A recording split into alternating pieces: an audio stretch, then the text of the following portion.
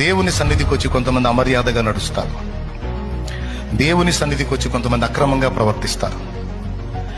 దేవుని సన్నిధికి వచ్చి కొంతమంది అవినీతి కార్యకలాపాలకు దేవుని సన్నిధికి వచ్చి కొన్ని తప్పుడు పనులు చేస్తారు. కొంతమంది సన్నిధిని అడ్డం పెట్టుకొని యాడికి వెళ్తున్నావు అంటే ప్రార్థనకని వచ్చింది, కానీ ప్రార్థన కాదు, తప్పుడు చర్య జరిగించడానికి ప్రార్థనని దేవుని సన్నిధిని అడ్డం పెట్టింది. యవనస్తులు కొంతమంది వాడు వచ్చి కూర్చుంటాడు, పెద్ద భక్తులాగా ఒత్తిదే వాడు వచ్చేది అమ్మాయి కోసం. ఏం పెద్ద భక్తురాల్లాగా వచ్చింది, దేవుడిని ప్రేమించినట్టు ముసుకేసి ఒట్టిదే ఏం వాడికి ఫోన్ చేసి వచ్చింది, ఫలానా చర్చి అని. చర్చిని, దేవుని సన్నిధిని తప్పుడు కార్యకలాపాలకు అడ్డం పెడతారు.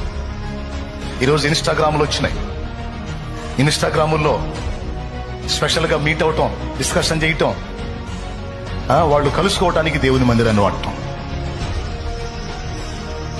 యాడికి పోతారు? గుండెల్లో భయం ఉండదు దేవుడి సన్నిధిని, గుండెల్లో భయం ఉండదు అమ్మో దేవుని సన్నిధిని. దేవుని సన్నిధి పవిత్రమైంది కదా. దేవుని సన్నిధికి పోవున్నప్పుడు నీ ప్రవర్తన జాగ్రత్తగా చూసుకోమన్నాడు. ప్రసంగి గ్రంథం 5వ అధ్యాయము 1వ వచనం చూడు ఎంత క్లియర్ గా రాస్తుంది అక్కడ. దేవుని మందిరమునకు పోవున్నప్పుడు నీ ప్రవర్తన జాగ్రత్తగా చూచుకొనుము. సగంలో లేచిపోయి సిగరెట్ తాగటం, సగంలో లేచిపోయి బీడీ 2 దమ్ములు తాగిరాటం, హల్లెలూయా అనుకుంటా రావటం.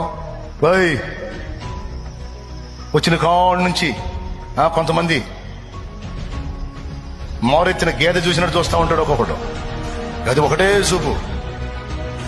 మిమ్మల్ని కాదు, చూసేవాళ్ళని చెప్తున్నాను నేను. పిచ్చి చూపులు చూసుకుంటా ఉంటాడు ఒక్కొక్కడు. కొంతమంది ఆడవాళ్ళు దొంగ చూపులు చూస్తుంటారు. ఆడు నాకెళ్ళి చూస్తున్నాడో లేదని ఒక చూపు నాకెళ్ళి ఒక చూపు ఆడికెళ్ళి, ఒక చూపు నాకెళ్ళి ఒక చూపు ఆడికెళ్ళి చూసేవాళ్ళు ఉంటారు. అట్టంటోళ్ళు. దేవుని సన్నిధిలో ఉన్నావనే భయం ఉందా?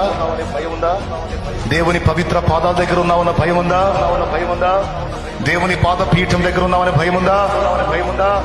చదువు.